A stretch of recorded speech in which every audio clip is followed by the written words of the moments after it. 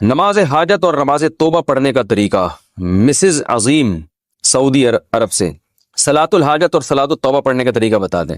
یاد رکھیں صلاۃ الحاجہ یا صلاۃ التوبہ کے نام سے الگ سے کوئی شریعت میں نماز نہیں ہے، کوئی کہ بھئی نبی نے فرمایا ہو کہ یہ صلاۃ الحاجت ہے، وہی صلاۃ ہے، وہ آپ اس میں یہ نیت کر لیتے ہیں میں دعا مانگوں گا تاکہ میری حاجت پوری ہو، تو اس سے پہلے میں نماز پڑھ رہا ہوں، تو وہ صلاۃ الحاجت، لوگ اس کو صلاۃ الحاجت کہہ دیتے ہیں۔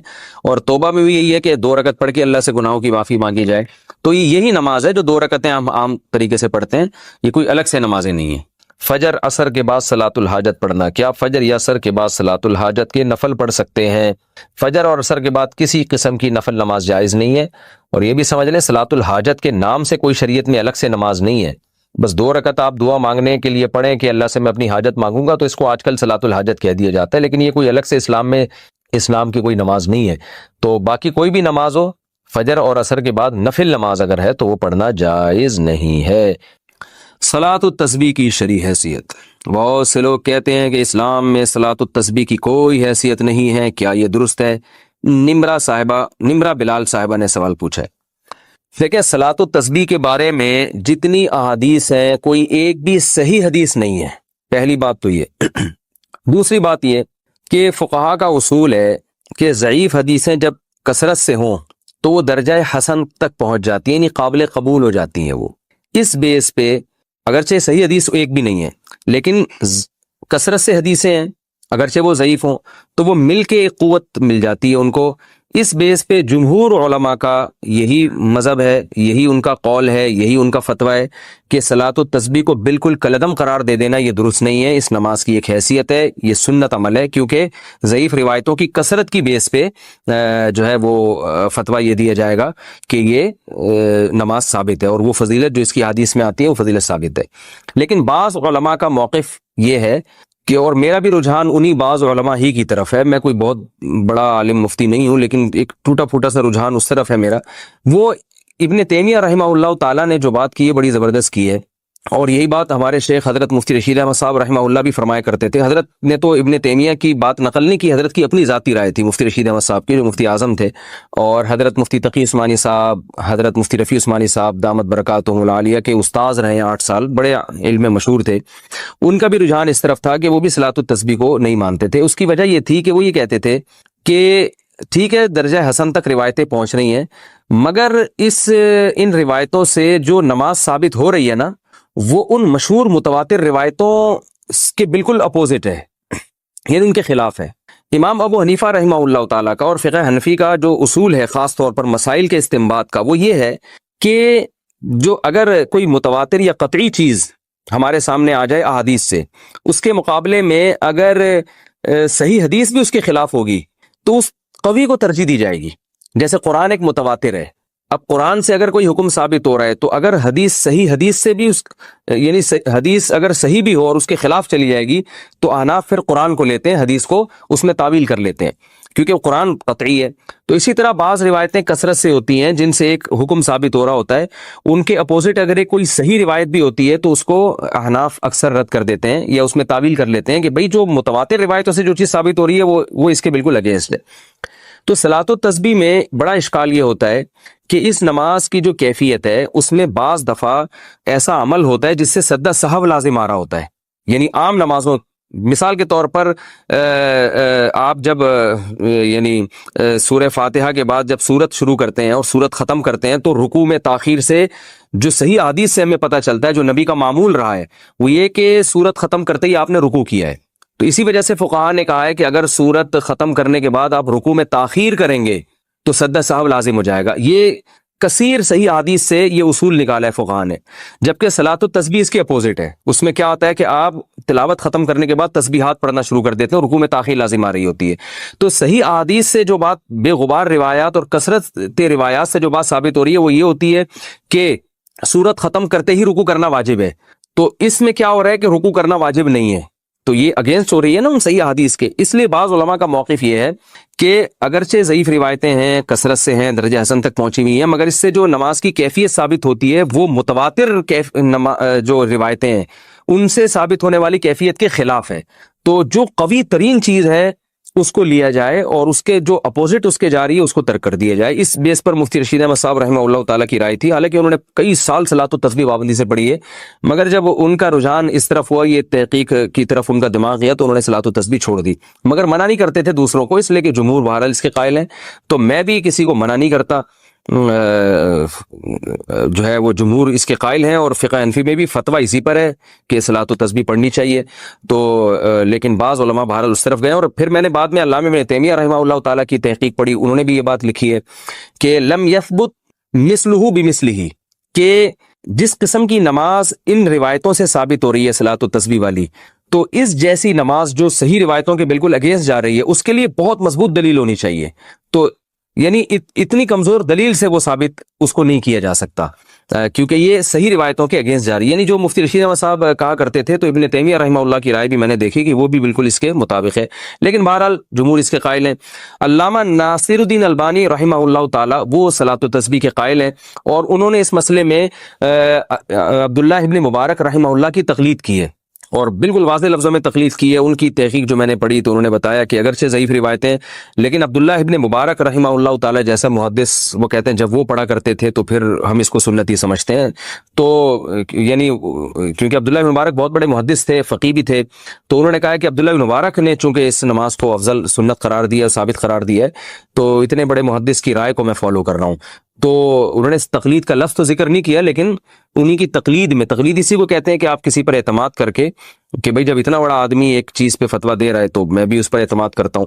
تو اگر کوئی تقلید کے طریقے پر اگر کوئی عبداللہ بن مبارک کو فالو کرے یا کسی دوسرے مجتہد کو، پھر تو ٹھیک ہے. لیکن اگر تحقیق کی دنیا میں جاتے ہیں تو پھر میرا رجحان اسی طرف ہے، کیونکہ امام حنیفہ سے صراحتاً اس بارے میں کچھ منقول نہیں ہے، امام مالک سے بھی صراحتاً اس بارے میں کچھ منقول نہیں ہے، یہ حضرات اس بارے میں خاموش ہیں. تو اگر ان سے منقول ہوتا تو بھی ہم کہتے کہ یہ اتنے بڑے لوگ ہیں، یقیناً ان کے سامنے کوئی مضبوط دلیل ہوگی، یا یہ اس حدیث کو یقیناً صحیح سمجھتے ہوں گے. کیونکہ مجتہد کا کسی حدیث پہ فتویٰ دے دینا، یہ اس کی علامت ہے کہ اس کی نظر میں یہ حدیث بالکل صحیح ہے. تو وہ اگر یہ فیصلہ کر دیتے یہ حدیث صحیح ہے، تو پھر کیونکہ حدیث کا صحیح اور ضعیف کہنا بھی تو محققین کا کام ہے نا، یہ فیصلہ عام آدمی کے لیے آسان نہیں ہے.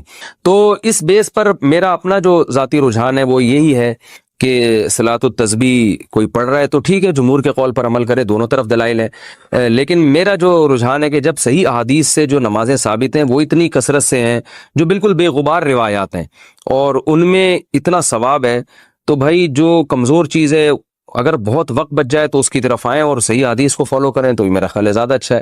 لیکن بہرحال کوئی صلاۃ التسبیح پڑھتا ہے تو بدعت نہیں کہہ سکتے، کیونکہ بڑے بڑے علماء کا اس میں اختلاف ہے، اور جب اتنے بڑے فقہاء اور علماء کا اختلاف ہوتا ہے تو اس کی بیس پر کسی عمل کو بدعت بہرحال ہم نہیں کہہ سکتے، جبکہ روایتیں اس طرف موجود بھی ہیں. تو اس لیے آپ جس کی بات کو فالو کرنا چاہیں، جس عالم کے قول پر عمل کرنا چاہیں، آپ کو اختیار ہے. اس میں دونوں رائے ہیں. باقی صلاۃ التسبیح میں ایک اور میں بات آپ سے عرض کروں کہ دیکھیں، نماز تو جمہور کا مذہب تو یہی ہے، فقہ حنفی میں بھی فتویٰ اسی پر ہے کہ صلاۃ التسبیح پڑھنا سنت ہے، اور بڑے بڑے علماء اس کے قائل رہے ہیں، جس کی ڈیٹیل میں نے آپ کو بتائی. باقی بعض لوگوں کا ایک مزاج بھی ہوتا ہے، میرا ایک اپنا ایک جو مزاج ہے، میں کہتا ہوں یار ایسی چیز کو لو جو بالکل بے غبار ہو. کیونکہ رسول اللہ صلی اللہ علیہ وسلم جو تھے تہجد کی نماز روزانہ پابندی سے پڑھا کرتے تھے، جن کیفیات کے ساتھ، 2 رکعتیں کر کے بھی، کبھی 4 رکعتیں کر کے بھی، اس میں آپ سورہ فاتحہ پڑھتے، پھر سورت ملاتے، پھر رکوع کرتے. تو یہ کیفیت تھی. تحیات کے بعد درود شریف اور دعا پڑھ کے سلام پھیرتے. اور اسی طرح اشراق کی نماز آپ نے بتائی، اوابین کی نماز بتائی. تو یہ بالکل بے غبار روایات سے ثابت ہیں، ان میں کوئی اختلاف بھی نہیں ہے. تو بعض کا مزاج بھی ہوتا ہے، میرا مزاج یہ کہ بھائی ایسی چیز کو لے لو جو بالکل بے غبار ہو. لیکن بعض لوگ کہتے ہیں کہ بھائی اس میں چونکہ تسبیح کا عمل بہت زیادہ ہو رہا ہے، اور بڑی لمبی نماز ہوتی ہے، اور تسبیح سے ایک طرف دماغ لگتا ہے، اس بیس پہ کہتے ہیں کہ یہ پڑھنی چاہیے. تو اس میں ایک ذوق کا بھی اپنا دخل ہوتا ہے. مسز غفار لاڑکانہ سے، اگر کوئی عورت سفر میں ہو، جیسے بازار میں یا بس میں، تو وہ نماز کیسے ادا کرے گی؟ جب وہ بس میں ہے تو جتنا اس کے بس میں ہو اسی طرح سے نماز پڑھ سکتی ہے. وہ بازار میں ہو تو وہاں تو بہرحال کھڑے ہو کے نماز پڑھنی پڑے گی. بازاروں میں پانی ہوتا ہے، واش روم نہیں ہوتے بازاروں میں، تو پانی کا انتظام ہوتا ہے. تو عورت کو چاہیے شرم و حیا نہ کرے، اس میں سستی نہ کرے، بازار میں جائے نماز پڑھے. اللہ تعالیٰ نے بازار میں نماز کا الگ سے حکم دیا ہے. رجال لا تلہیہم تجارت ولا بیع عن ذکر اللہ و اقام الصلاۃ. اللہ فرماتے ہیں کہ ہمارے جو نیک بندے ہیں ان کو تجارت اور خرید و فروخت نماز سے غافل نہیں کرتی. تو نیک بندے میں عورتیں بھی آتی ہیں، مرد بھی آتے ہیں. تو اللہ تعالیٰ نے اسپیشلی جو ہے تجارت کا تذکرہ کیا کیونکہ سب سے زیادہ انسان کو خرید و فروخت نماز سے غافل کرتی ہے. تو پوری دنیا میں جعلت لی الارض کلھا مسجدا، نبی صلی اللہ علیہ وسلم نے فرمایا اللہ نے پوری زمین میرے لیے مسجد بنا دی ہے، یعنی سجدہ گاہ بنا دی ہے، جہاں چاہیں ہم نماز پڑھ سکتے ہیں. مارکیٹ میں ہو کہیں بھی ہو آپ نماز پڑھیں چہرہ چھپا کے، جوان عورت پہ چہرے کا پردہ بھی لازم ہے. تو باقی یہ کہ بس میں کیسے نماز پڑھیں، تو بس میں ایسے نماز پڑھیں کہ بس کا ٹکٹ کروانے سے پہلے تھوڑا احتیاط کر لیا کریں بھائی نمازوں کے وقت تو نہیں ضائع ہو جائے گا بس کے اندر کہیں. اور اگر پھر بھی جلدی سفر ہے کہیں جانا ہے تو بس میں پھر آپ نے یہ کرنا ہے کہ بھائی نمازوں کے جو ٹائم ہے نا وہ پہلے سے نوٹ کر لینے. تو بس والے کنٹینیو کبھی بھی نہیں چلاتے کہ قیامت تک چلاتے ہی رہیں، ہر 2-3 گھنٹے کے بعد وہ روکتے ہی ہیں. جیسے ہی روکیں دیکھیں نماز کا ٹائم ہے فوراً نماز پڑھ لیں. اور اگر کبھی ایسا ہو کہ بس میں نماز کا ٹائم نکلتا چلا جا رہا ہے اور ڈرائیور روک ہی نہیں رہا تو پھر اس کنڈیشن میں آپ بس میں بیٹھے بیٹھے نماز پڑھ لیں، فرض نماز. لیکن اس فرض نماز کو آپ نے اترنے کے بعد دہرانا ہے کیونکہ فرض نماز کے لیے قیام ضروری ہے. اور یہ کوئی ایسی مجبوری نہیں ہے جس کی وجہ سے قیام ساقط ہو جائے، کیونکہ یہ مجبوری کوئی جنگ کی مجبوری نہیں ہے، ڈرائیور کی اپنی کاہلی اور سستی ہے، کم بخت روک نہیں رہا. اس لیے پھر ایسی صورت میں آپ اتر کے فرض نماز دوبارہ لوٹا لیں. اور سفر میں جو ہے 2 نمازیں اکٹھی بھی پڑھی جا سکتی ہیں جیسے نبی صلی اللہ علیہ وسلم نے پڑھی ہیں، صحیح بخاری مسلم کی حدیث ہیں. اکٹھی کیسے پڑھی ہیں کہ ظہر کو مؤخر کریں آپ، یعنی اپلیکیشن میں ٹائم دیکھ لیں کہ ظہر کا وقت کب ختم ہو رہا ہے، اور اس میں شافی وقت کو یعنی جو اول وقت عصر ہے نا اس کو فالو کریں آپ، اس میں آسانی زیادہ ہے، خاص طور پہ سفر میں اس میں آسانی زیادہ ہے. نارملی تو عصر میں تاخیر افضل ہے، اس کے کیا دلائل ہیں یہ ایک الگ بحث ہے، لیکن اس وقت بھی نماز ادا ہو جاتی ہے. خود احناف کا بھی یہی قول ہے کہ اول وقت میں بھی اگر کوئی عصر کی نماز پڑھتا ہے، جیسے ہم جب سعودی عرب جاتے ہیں تو اول وقت میں عصر کی نماز پڑھتے ہیں، تو سفر میں اس میں کوئی حرج نہیں ہے. حضر میں بھی جائز ہے لیکن سفر میں تو بلا کراہت یعنی بالکل ہی جائز ہے، ویسے بھی جائز ہے. افضل یہ ہے کہ تاخیر پڑھی سے کی، جب ہر چیز کا سایہ 2 مثل ہو جائے تو ہمارے نزدیک افضل یہ ہے کہ اس وقت عصر کی نماز پڑھی جائے. لیکن سفر میں ظاہر ہے افضلیت کو دیکھیں گے یا اس کو دیکھیں گے کہ نماز قضا نہ ہو جائے، قضا ہونے سے بچانا زیادہ ضروری ہے. تو سفر میں آپ 2 نمازیں اکٹھی بھی پڑھ سکتی ہیں. آپ نے پہلے ٹائم دیکھ لیا کہ مثال کے طور پر 4:30 پہ عصر کا وقت ختم ہو رہا ہے، ظہر کا وقت ختم ہو رہا ہے، اور 4:30 پہ عصر کا وقت شروع ہو رہا ہے، جو اول وقت ہے اس کی بات کر رہا ہوں. تو آپ نے کیا کرنا ہے، وضو وغیرہ کر کے 4:25 پہ آپ نے نیت باندھی، یا 4:20 پہ آپ نے نیت باندھی عصر کی، عصر پڑھ لی، 2 رکعت عصر ہوتی ہے، وہ 4:25 پہ بھی 2 رکعت آسانی سے ادا ہو جاتی ہے. 4:25 پہ آپ نے نیت باندھی، 2 رکعت پڑھی عصر، اور تھوڑا سا 1-8 منٹ ٹھہری، اور جیسے ہی ظہر کا وقت داخل ہوا اسی وضو سے اسی وقت بیٹھے بیٹھے آپ نے 2 رکعت عصر کا وقت جیسے ہی داخل ہوا آپ نے عصر بھی پڑھ لی. دوبارہ ریپیٹ کر دیتا ہوں. فار ایگزامپل 4:30 پہ عصر کا وقت داخل ہو رہا ہے اور ظہر کا وقت ختم ہو رہا ہے، تو آپ نے 4:25 پہ ظہر کی نیت باندھی. پہلے شاید میں غلطی سے عصر کہہ گیا تھا، ظہر کی نیت باندھی آپ نے، 2 رکعت ظہر کی پڑھی اور سلام پھیرا، 2-3 منٹ اسٹے کیا، ٹھہر کے دیکھا کہ بھائی ابھی عصر کا وقت داخل ہو گیا، 1 منٹ احتیاطاً، یعنی 4:31 پہ آپ کیا کریں، عصر کی نیت باندھ لیں. تو اس طرح سے 2 نمازیں اکٹھی نبی صلی اللہ علیہ وسلم نے سفر میں پڑھی ہیں. اور مغرب میں بھی یہی کریں آپ کہ مغرب کو آپ ڈیلے کریں، جب مغرب کا وقت قضا ہونے کے قریب ہو اس وقت آپ نے 3 رکعت پڑھی، اور جیسے ہی مغرب کا قضا ہوئی اور عشاء داخل ہوئی تو اس وقت فوراً آپ نے عشاء بھی پڑھ لی، 2 رکعت عشاء کے، 3 وتر بھی ساتھ میں پڑھ لیں. تو یہ طریقہ ہے جس طرح سے نبی صلی اللہ علیہ وسلم جمع بین الصلاتین کیا کرتے تھے. اس پر میں انشاءاللہ بہت ڈیٹیل سے تفصیل میں کلپ ایک ریکارڈ کروانے والا ہوں پورے ریفرنسز کے ساتھ. بخاری مسلم کی حدیث ہے اس بارے میں. ثم تلبث یسیرا، آپ صلی اللہ علیہ وسلم نماز پڑھتے جمع بین الصلاتین میں، تھوڑا سا ٹھہرتے اور پھر اس کے بعد اگلی نماز پڑھتے جب اس کا یعنی اس کا وقت داخل ہو جاتا. تو ڈیٹیل میں انشاءاللہ میں تفصیل سے اس پر کلپ ریکارڈ کرواؤں گا. باقی یہ جو اس طریقے سے 2 نمازیں اکٹھی پڑھی جاتی ہیں کہ ظہر کا وقت داخل ہوتے ہی عصر بھی ساتھ میں پڑھ لی اور مغرب کا وقت داخل ہوتے ہی عشاء بھی ساتھ میں پڑھ لی، اس پر کوئی صحیح روایت موجود نہیں ہے. جو روایتیں اس بارے میں صحیح ہیں وہ صریح نہیں ہے، جو صریح ہیں وہ صحیح نہیں ہے. صحیح اور صریح کا کیا مطلب ہے؟ جو صحیح حدیث ہیں ان میں یہ واضح نہیں ہے کہ ظہر کا وقت جیسے ہی داخل ہوا ساتھ میں فوراً عصر پڑھ لی، بلکہ نہیں، اس میں یہ روایتیں کہ سفر میں نبی صلی اللہ علیہ وسلم کو جب جلدی ہوتی تھی ظہر پڑھ کے ثم رکیب فوراً سوار ہو جایا کرتے تھے. تو بخاری کی حدیث ہے، اس میں یہ نہیں ہے کہ ظہر پڑھتے ہی عصر بھی ساتھ میں پڑھ لیا کرتے تھے اول وقت میں. ہاں ظہر پڑھ کے عصر ساتھ میں جب پڑھتے، جب ظہر کو تاخیر کرتے، ظہر کو مؤخر کرتے اور عصر کے قریب لے کے جاتے. تو عبداللہ بن مسعود رضی اللہ تعالیٰ عنہ کی صحیح بخاری کی حدیث ہے کہ نبی صلی اللہ علیہ وسلم نے حج کے موقع کے علاوہ کبھی بھی دو نمازیں اکٹھی نہیں پڑھی ہیں. اکٹھی کا مطلب یہی کہ نماز کو قضا کر کے دوسرے وقت میں داخل کر کے یا اس والی نماز کو پہلے وقت میں لا کے, ایسا کبھی بھی نہیں پڑھا. بعض لوگ کہتے ہیں عبداللہ بن مسعود کو نہیں پتا ہوگا دو نمازیں اکٹھی ہونے کا, ہر صحابی کو ایسے تو نہیں کہ عالم الغیب ہو, سب کچھ یہ علم ہو. تو پہلی بات تو یہ کہ یہ کیسے ممکن ہے, جو نبی صلی اللہ علیہ وسلم کے سفر حضر کے ساتھی تھے ان کو ہی نہیں پتا چلا, تو کیسے پاسبل ہے. دوسری بات یہ کہ یہ ہم جب کہہ سکتے تھے جب عبداللہ بن مسعود رضی اللہ تعالیٰ عنہ دو نمازیں اکٹھی ہونے کی حدیث بیان نہ کرتے. خود عبداللہ بن مسعود سے صحیح سند سے ثابت ہے کہ نبی نے سفر میں دو نمازیں اکٹھی پڑھی ہیں. اب آپ دیکھیں ایک دفعہ ایک جگہ عبداللہ بن مسعود کہہ رہے ہیں دو نمازیں اکٹھی پڑھی ہیں, ایک جگہ کہہ رہے ہیں نہیں پڑھی ہیں. تو اس کا مطلب اس طرح سے نہیں پڑھی ہے جس طرح سے آپ پڑھ رہے ہو کہ ظہر کا وقت داخل ہوتے ہی ظہر بھی اثر بھی, اس طرح سے نہیں پڑھی ہیں, اور اس طرح سے پڑھی ہے جس طرح عبداللہ بن مسعود بیان کر رہے ہیں اور جس طرح دیگر احادیث سے ہمیں پتہ چل رہا ہے. تو وہ یہی ہے کہ ظہر کو مؤخر کیا جائے گا, عصر کے قریب لے جا کے پڑھا جائے گا, اور عصر کو مقدم کر کے ظہر کے بعد, اور مغرب کو مقدم اور عشاء کو مؤخر, اس طرح سے. باقی حج کی ایک خاصیت ہے, حج میں تمام ارکان خلاف قیاسی ہوتے ہیں, بہت سارے کام ہم سے خلاف قیاس کروائے جاتے ہیں. تو اس کی خاصیت یہ ہے کہ اس میں آپ جو ہے ظہر کے ساتھ ہی عصر پڑھتے ہیں اور مغرب کو آپ ڈیلے کرتے ہیں مزدلفہ میں, عشاء کے ساتھ آپ جو ہے وہ مغرب پڑھتے ہیں. تو یہ میں نے ڈیٹیل میں کچھ مسئلہ بیان کر دیا, باقی تفصیل سے انشاءاللہ میں اس پہ ریفرنسز کے ساتھ مسئلہ ریکارڈ بھی کروا دوں گا. ہمارے والد صاحب سرکاری نوکری کرتے ہوئے شہید ہو گئے تو ہمیں حکومت کی طرف سے کچھ رقم ملی جو ہم نے اسلامک بینک میں رکھوا دی اور اس کا منافع لیتے رہے, کیا یہ منافع لینا جائز ہے, کیا اس پر زکوٰۃ ہوگی؟ جی جائز ہے, اسلامک بینک میں رقم رکھ کے منافع لینا جائز ہے, اور اگر یہ زکوٰۃ کے نصاب کو پہنچتا ہے تو اس پہ زکوٰۃ بھی ہوگی, لیکن اس میں دیکھا جائے گا سب وارثوں پہ تقسیم کر کے ہر ایک کے حصے میں اتنی رقم اگر آ رہی ہے, یا والد صاحب حکومت نے کسی خاص بیوہ کو دی تھی تو پھر بیوہ اس رقم کی مالک ہے, نہیں آپ کی والدہ, تو زکوٰۃ کے نصاب کو اگر وہ پہنچ جائے تو زکوٰۃ لازم ہے, ادروائز لازم نہیں ہے. سیف اللہ صاحب سیف اللہ زرار قطر سے, ٹک ٹاک پر تلاوت اور بیانات شیئر کرنے سے جو ارننگ آئے گی وہ حلال ہوگی؟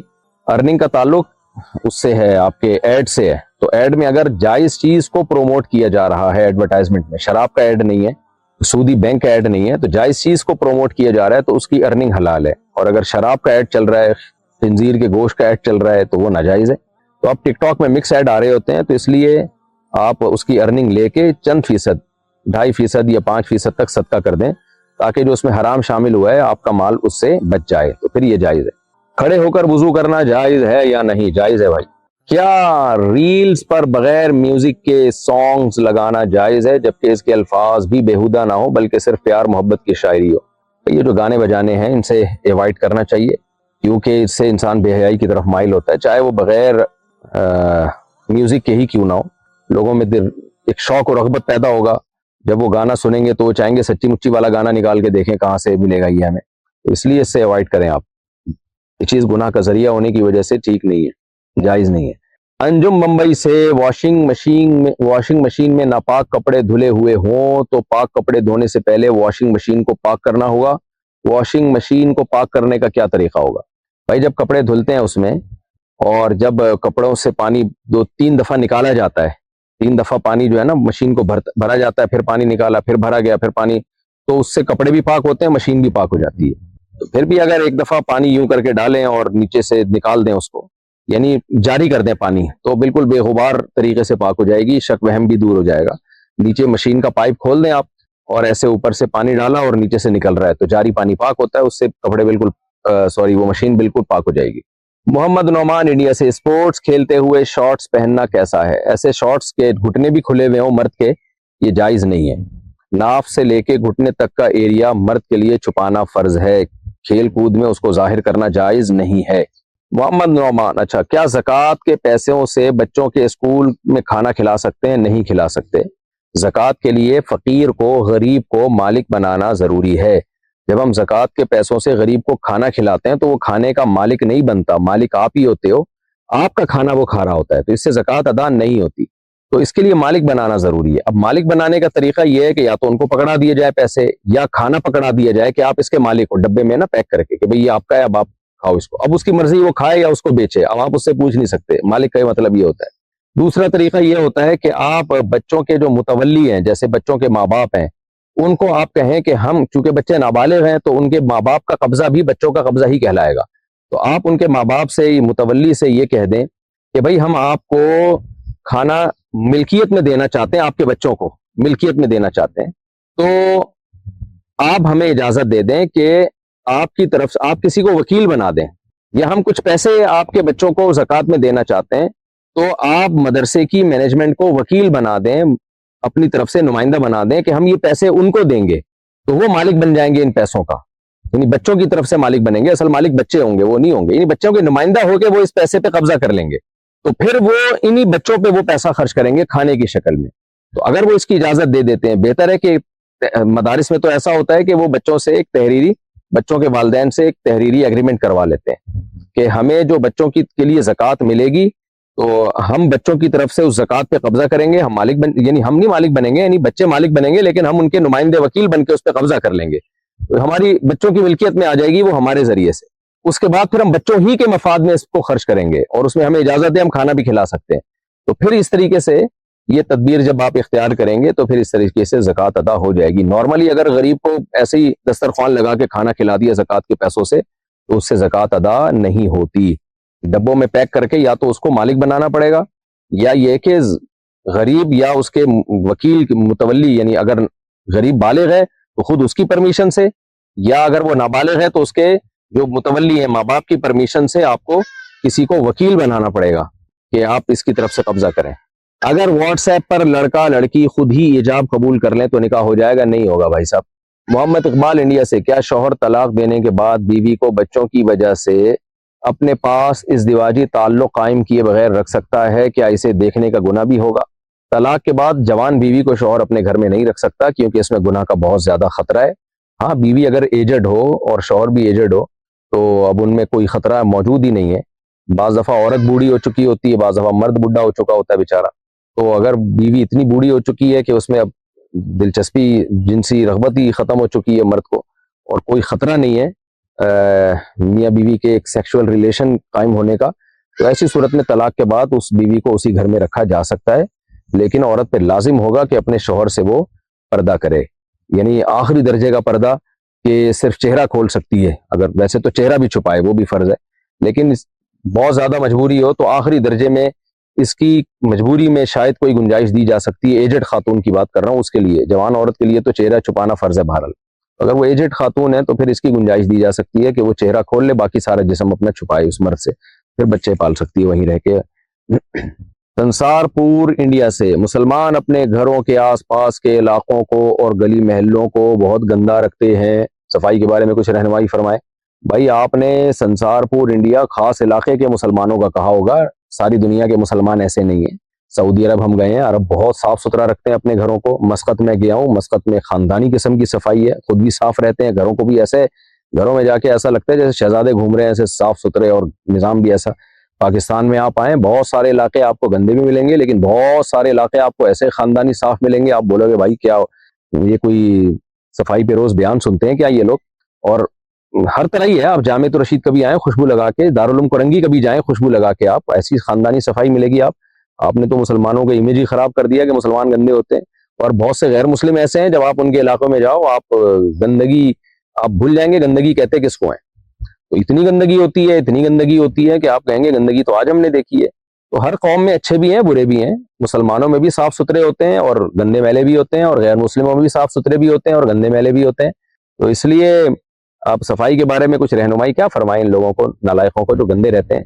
تو صفائی تو نصف ایمان ہے، نبی صلی اللہ علیہ وسلم نے فرمایا اسلامی احکام کی ابتدا ہی صفائی سے شروع ہوتی ہے، یعنی جب کوئی غیر مسلم مسلمان ہوتا ہے نا تو کلمہ پڑھا کے اس کو جب مسلمان کیا جاتا ہے، سب سے پہلا حکم ہی اس کو غسل کا دیا جاتا ہے، غسل کرو، تو اور پھر نماز کا حکم دیا جاتا ہے جس میں 15 دفعہ ناک میں پانی ڈالنا ہے، 15 دفعہ یعنی ناک کو دھونا ہے، 15 دفعہ دن میں کلی کرنی ہے، 15 دفعہ منہ کو دھونا ہے۔ تو مسلمان تو میلا رہ ہی نہیں سکتا، ٹائم ہی نہیں ہے اس کے پاس، اس کا اسکیجول اللہ نے ایسا بنا دیا۔